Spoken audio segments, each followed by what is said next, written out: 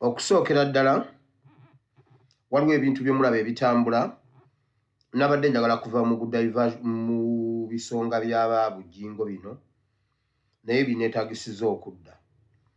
Okusooka byonna njagala okwebaza Aptop ku nsonga eno. Omanyi kye bayita balando abasambi b'omupiira be batuula ne balonda abasinze okusamba omupiira. Aptop balando ogitutte. Ensonga za Bujingo tezigwa malojja. Ne woowulirira bino zikyalanda. Poliisi emaze okukakasa nti yeeremereddwa wabula ensonga ezikwasiza bannayuganda bakole ekisoboka. Fred Enanga ayogerera poliisi mu ggwanga Uganda avuddeyo n'ateekawo miliyoni za ssente 2. Munnayuganda anaavaayo n'awa obujulizi ku ebyo ebyaliwo. Anaavaayo n'akakasa nti yalaba byagenda mu maaso agenda kwewangulira obukadde bwa Uganda 20. Kubanga bo bagezezzaako okunoonyereza ku byaliwo n'ebigambibwa nti Bujingo yakubwa amasasi bibalemye okutegeera. Bagamba nti kati ensonga zirabika nti zibasusseeko naye ate bannayuganda olw'okuba nti bagezigezi wayinza okubaawo oli eyalaba asobola n'okubabuulira nti byatandika bwe biti byaggwa bwe biti abantu abaakubwa amasasi baagabakubira mu ango bweti. N'olw'ensonga eyo bannayuganda abaagala okwewangulira obukadde 2 mwandibadde mwewandiise wa Fred Enanga naye mugenda mumanyi ekyaliwo ku kutta Kirumira. Abatta Kirumira Mwai Museveni yatuukawo ekawungeezi awo kennyini nga yakakubwa amasasi n'abuuza nti baani ababaddewo abalabye nga bamukuba ne bawanika emikono. Bye yawanika emikono nti yabaddewo n'alaba ebyagenze mu maaso baatwalibwa ne gye buli eno teri amanyi mayitire g'abaana abo. Ne mu nsonga za Enanga ogendayo kuwewangulira obukadde 2 nti ogenda kuba obujulizi nti walaba ebyaliwo naye ng'olowooza n'ebinaddirira nti bameka abeewaddeyo ne beewako obujulizi ne baba ng'olwaliro bakyaliwo bakyassa. Nze bya intaneti sibimanyi naye nange ng'omusambi kapiteeni ow'esayidi eno Aptop nkulonze balando yange njikuwadde.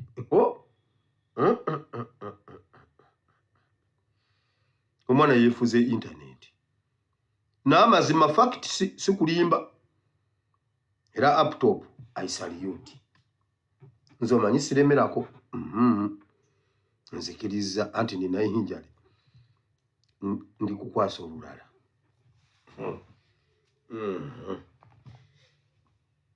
Now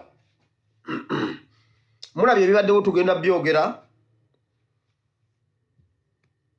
Enanga atuuziza olukuŋŋaana n'ayogera ebibye n'ateekako obukadde 20. Omuntu alina ensonga, omuntu alina kye yalabye oba kyamanyi ku nsonga eyo obukadde 20. Enkya Museveni agenda kujja kwogera ku nsonga za security. Enanga ayogedde ebibye na alina obuntu bw'alese mu quotation. Museveni agenda kujja abumalirize mu quotation oluvannyuma bakwate abantu abaakubye Bujingo. Owulidde ebyo bye mbaleetedde mission efe ng'obudde bukyali. Kati njagala okubagamba mwe bannayuganda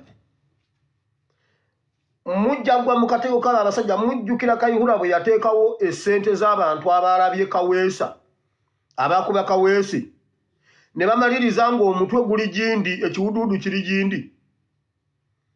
Ojjukira abagendayo nga basugumbiza mbu bagenze kulaba IGP mujjukira ekyabatuukako oba mwabyerabira. Baleke mu buzannyo bwabwe bwe batyo bwe bajja batta kuba Museveni taleka bujulizi. Kakati bagamba waliwo tubuuze abantu balaba bw'oba olina kye walabye sirika oli kiwa gavumenti eriddako nkubuulira. Sugumbiza mbu ogenze kunona obukadde 2 tojja bufuna ate ojja kufa. Nze nkubuulidde with facts jjukira kye baakola abalaba ebyagenda mu maaso ku Kaweesi.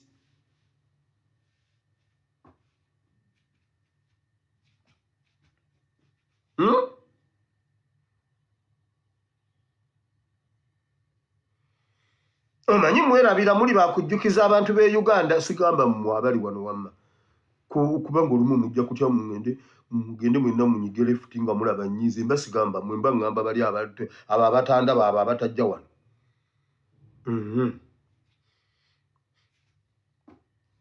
wulira ebintu bye batupreparinga bakulage mbu obukadde abiri bwe bwaleese okufuna information bakulimba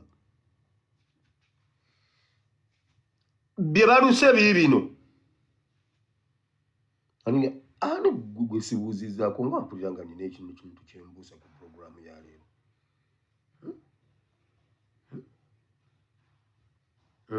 byonna biteredde bagenda kukwata abasajja babiri omusajja omu ali mu kirombe ensambya bagenda mukwata ne pisto ne AK47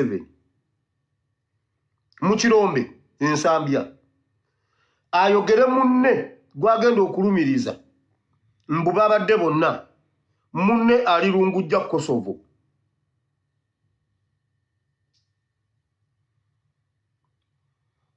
nga beekakasiza ddala nti bo be baakikoze balumirize nti bo be baakikoze kino kigenda kujja oluvannyuma lwa Museveni okujjayo bagenda kwogera ebigambo bingi ku security akanula amaaso banoonyereze Enanga abatereddewo obukadde abiri wali Museveni alinnye mu kyoto mu nnaku bbiri babakwate omu bagenda mujja nsambya kirombe ensambya kirombe bagenda mukwata ne mundu bbiri entono n'ennene AK47 ne pisto gwe bagenda okukwatira ensambya kirombe amannywa ge ye John Paul Kamya original names Jenny Lee amanyiddwa nga Jenny Lee naye bannaye omwana oyo Shark TV Bawabi Sweet Kadama oli musajja nnyo wamawulira John Paul Kamya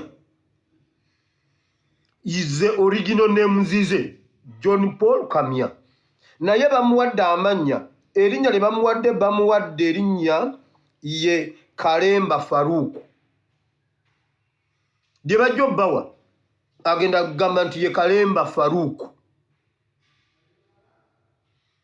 nsambya kirombe alumirize oyo gwe bagenda okukwata ne AK47 ne pisto alumirize munne gwe bayita original names ye Nuwagaba Deus bamutuumye Faizo Abdul Kadri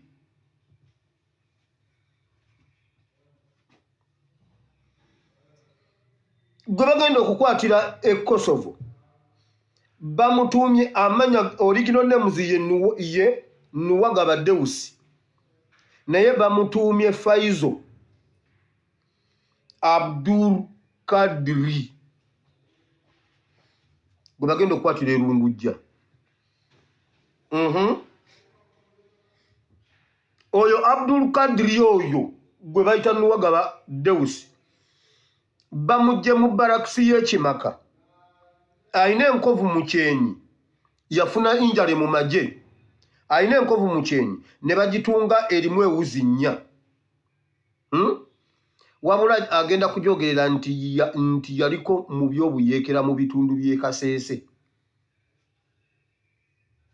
ayina enkovu mu kyenyi wano ayina ekintu kye yasurviving ayina injale gye yafuna ne bamutunga wano ayinawo egundi ya gundi nnya ewuzi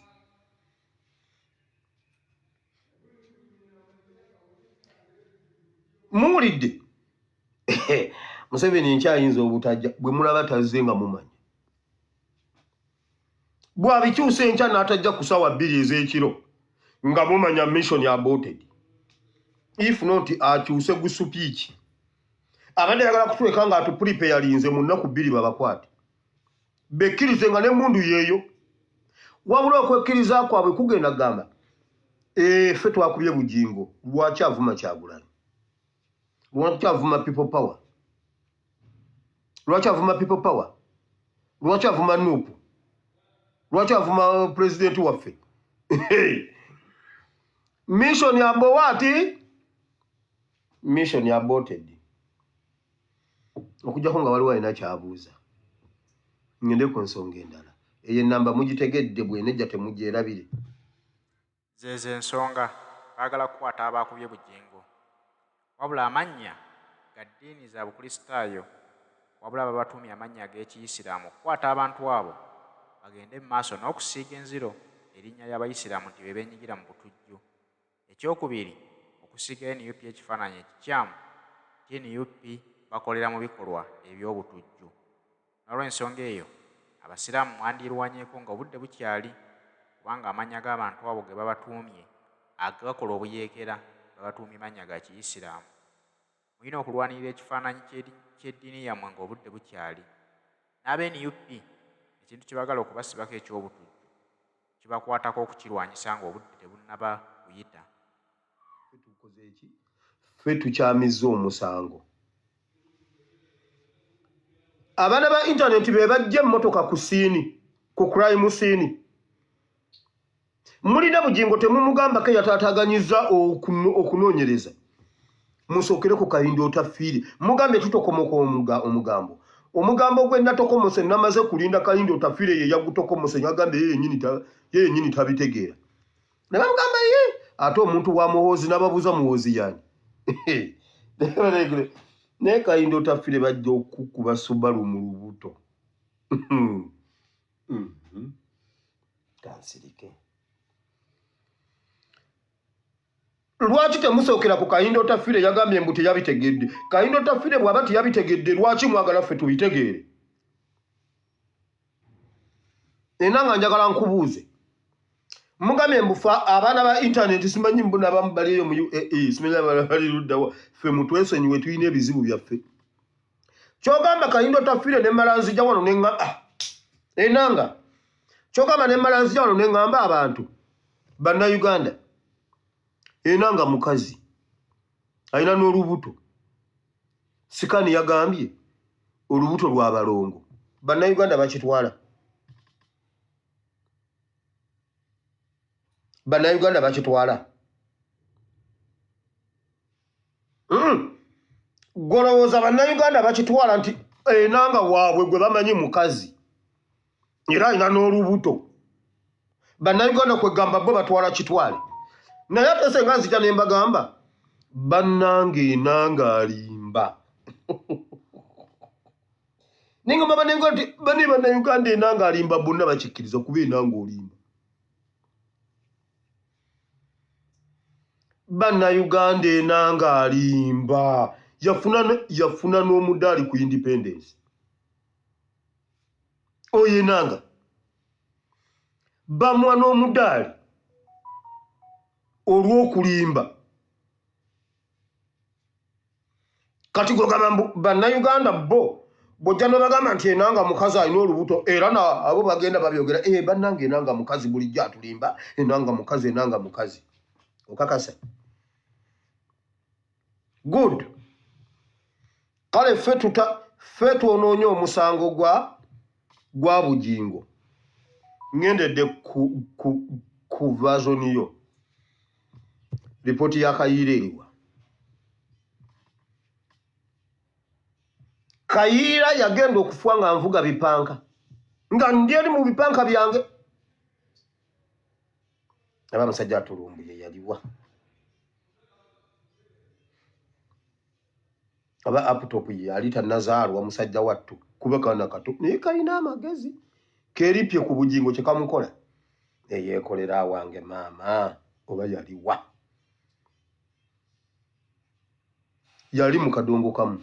Ripooti ya Kayiira eriwa. Ani yatakayiira? Muddira agantu gammwe ge muzze mukola. Mwagala mugatusireko. Ripooti ya Abiriga eriwa. Ani yatta Abiriga? Ani yatta Kagezi? Ripooti ya Kagezi eriwa.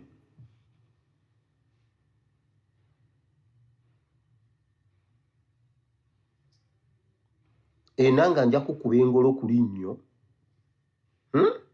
Enanga nja kukuba engolo ku linnyo ojja kuddayo onyumize mukazi wo nti omusajja yansimye engolo ku linnyo. Tetwagala wano obusiru. Oba guno omusango gwo ffe tugwonoonye. Egibaddewo jjo jaggwa gitya. Tuweeyo omusango gwe mwaggusa. Ani yatakirumira? ani yatakaweesi era laptop ye yagwonoona. Kati mu bannayuganda lwe mulinsanga ku mabbali g'ekkubo nga ndi kwenanga nkuba buli omu tambula ogende bibyo toyimirirawo nvulunga enanga mu bisooto naye bwe mumuwuliranga yantuddeko muyimiriranga naye bwe muwuliranga kyekiraajana mwe mutambule wamma mugende temuyimirira nkikuba ekiddeyo ewaka nga kyonna kitonya.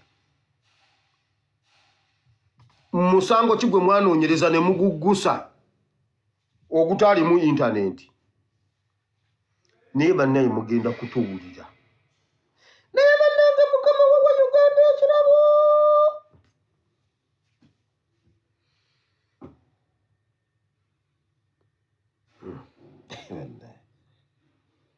mbwani yatta Yesu naye ripooti ogibanja Enanga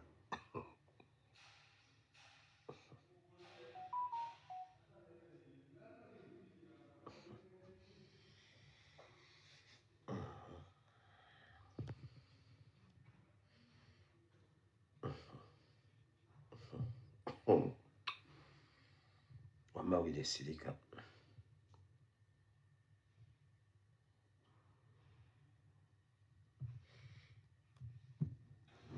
That CID reporters has taken over the case of attempted murder of Pastor Bujingo and the murder of his bodyguard Richard Umuza.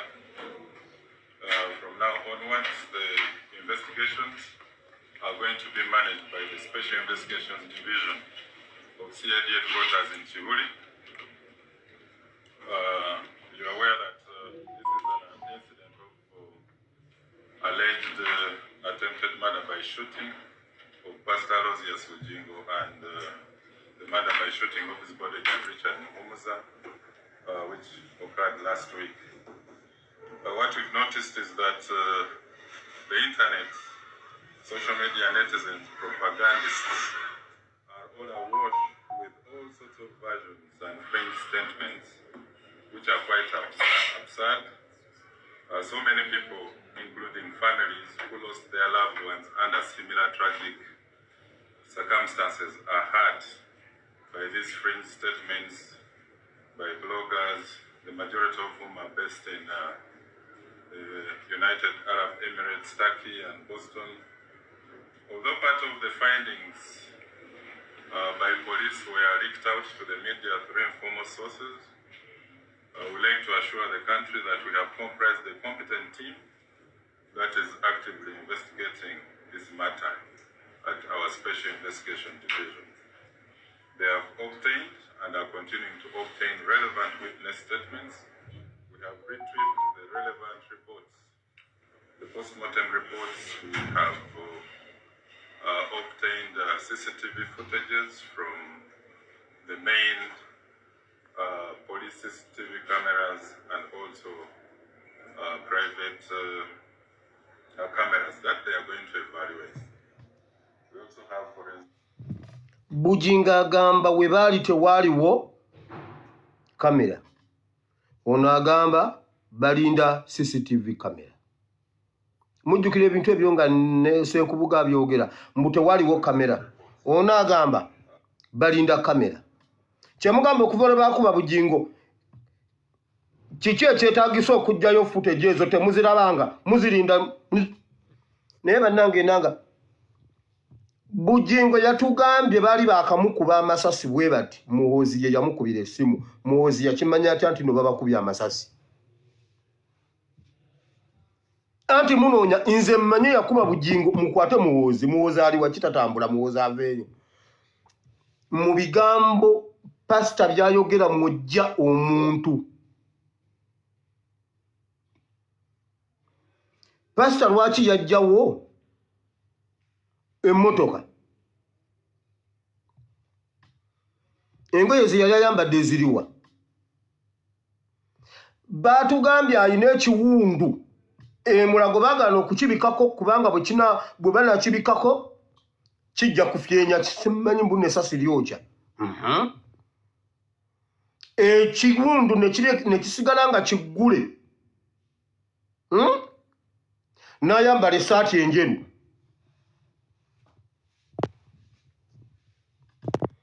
ekiwundu si kisibeko n'ayambala essaati enjeru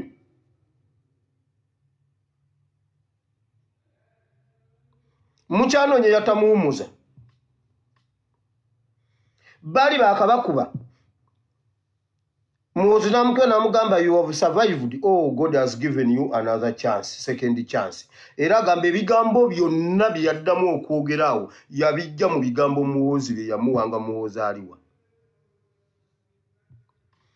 Bujingo yabadde ayogera yagambye bw'ati kati bwe bamala okutuuka oti nga amasasi gangize ne mwongerayo eri bwe nti naye nga ffenna tujjudde omusaayi. Bujingo naani?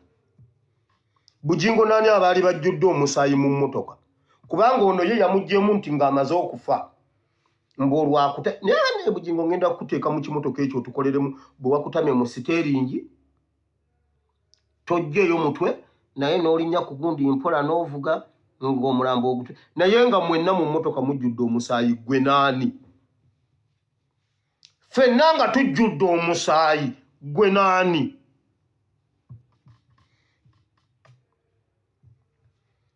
Male mabiriizi nja kukwata ejjirita nkusaleko ekintu ekyo ekikuli ku kutu kirabika kyekikumazeemu amagezi ngenda kukisalako oba nkisume busunyi paka lwe naakijjako nkikwate bulungi wete nkikunyule nkinogeko ngaanoga entula nkikasuke nkiwembu ekirye. Ekyo kintu kikubuziza amagezi. Mwagala okututeeka mu bintu byammwe mwagala obiteekamu mutabani w'omugezi gy'ojoweresa nawulire naka ulira Bujingo yagambye bw'ati naye mubasajja mmwe aba SFC muli basiru, aba SFC muli basiru, aba SFC muli basiru, ate mwenna muli basiru, aba SFC muli basiru, ne komanda wamwe musiru, ne bemukuma basiru, ate namwe muli basiru. We have deployed him for now almost 9 months on duty. Oyo yabadde amanyanda we yazenyambala mubadde muli ebisiyaga yabadde amanyanda we yazenyambala n'obutambala ne vwesiti ne sandozi makulu atamanyi sandozi oyo yazimanyi ow'SFC mayinja w'SFC mayinja w'SFC ali mukola mu underwear za Bujingo mwenna muli basiru aba SFC muli basiru teri w'SFC ajja kunkuumako sikuumibwa basiru omuntu gwe baatuma okukuuma mukadde wa kanisa akola mu underwear wuli mu butambaala wuno mu ngatto kaba kukube obusiru bwe bwamusizza sabo mbu yabadde amanyi Bujingo ebimunyumira naye bannange mmwe Bujingo bamukwate senga tubadde mu gavumenti ya Amini ayina amagezi naye Museveni yalwala amakiro Museveni yalwala amakiro kati ali ababe naye bannange esimba kale simba enatembeya mositoni simba enatembeya simba enakula munyama simba enatembeya mositoni simba kali simba simba ni wewe simba strike machine wamankutumidde muganda wange OSFC ne bakutuma n'ogenda odda mwanda weya sabagamba nti Bujingo ali mu kulwanira kisiyaga indirectly sabagamba omuntu alina mukazi wo kati wulira komanda wa SFC yatugambye yakamudeploying emyezi 9 Bujingo najja 10 years back twatandika ffenna naye 10 years back yaŋŋamba Bujingo ekintu kyoyingiridde bagenda kutta kintu kyekyo Bujingo mukamwake yakyogera ekintu kyoyingiridde bagenda kutta nti era abadde akimugamba nnyo nange Bujingo mbadde nkikugamba nnyo oyo omwana meeting z'aba Museveni azimanyi abadde akimanyi kati mutabani wa George William Center mugwe mwagala okubiteekamu 10 years back yali mu bibye ng'alina n'omuviiri gwe ono gwe basse yakugamba nti bagenda kukutta naye njagala bakutte nga wendi yakugamba baani abagenda okukutta 10 years ife bemumanyira tetwaliwo twali mu byaffe nga tuteredde twali mu byaffe eri nga twesirikidde bannange nja kukuba Bujingo engolo mu kiwundu nja kukukuba engolo mu kiwundu gwomanyi gonoonyumizaako kyonooba owulidde buli lwayogera ayongera wulira kano ko katukamaleyo kubaka abaswiti kadama osobola okugamba nti emyaka egibadde 20 kitukayanangako na Richard. We have never been in argument. ani atulimba OSFC ku mawulire yagambye 9 years 9 months unagamba 20 kashatu 20 kabiri nga bali aba Argument.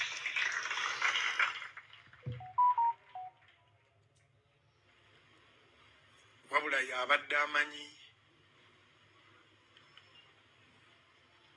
kyoyogera nange nenzikakkana. owulidde mukazi wo abadde mukazi wo oba bbaawo Abadde amanyi engeri gyanzikakkanya. muli mu kisiyaga mulya Okwagala kwa Richard tekusangika. kusinga n'okwamakula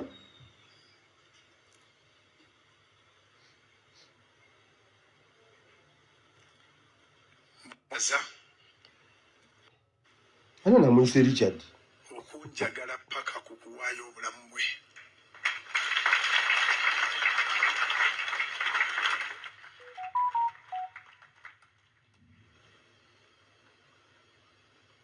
Richard yaŋŋamba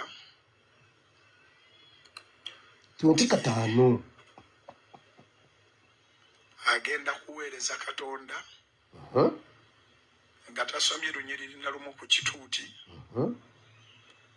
nga tagenze mu ddwaliro okusabira balwadde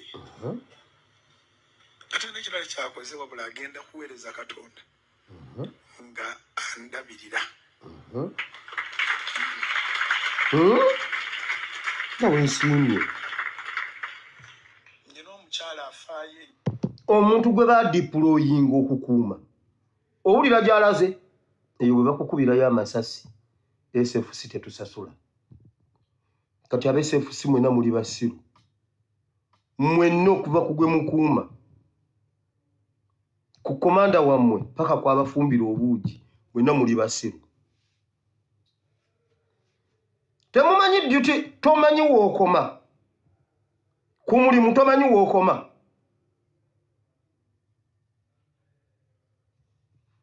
byebyo nno ebya Pastor Bujingo si byangu n'akatono kubanga buli abinyumya lulwe n'ab'ebyokwerinda bitwadde tusubire tuwa lipooti bibasobedde era bakkakkanya ensonga bazizizza mu bannayuganda nti alina kyamanyi obukadde 20 weebuli oweeyo obujulizi bafune we batandikira naye nga neyali ku ssiini yakubwa amasasi byayogera tebikwatagana we yaduumira SFC naye byatugamba tebikwatagana nabyo oyo gwe balumba okukuba amasasi kati buli omu abitankana ekituufu ndowooza kimanyikiddwa oyo yekka yakuba amasasi ne Mukama Katonda yekka kubanga ye yalaba buli wamu atagenda kuswaza Yesu ne Richard golola omukono ogambe bannange yenze agamba nti Pentagon eyimirire gamba nti yenze mbu paka ng'omutima guwonye lwaki gwe musajja nemwe bane musajja yatutadde mu kakuniza akaziru mama wange yafa 26 nakati omutima teguwonanga tugenda mu 20 kashatu tugenda mu 20 kameka yazi tugenda mu 20 years nga mama wange afudde naye omutima nakati gukyafyenya buli nakati mujjukiddeko nguwulira gufyenya Pentagon eyimire paka ng'omugongo guwunye. Lwaki mutima? Gwe tutalaba. Bujingo nabadde nakwesonyiye nga nakulekedde laptop. Omutima gumala gawona.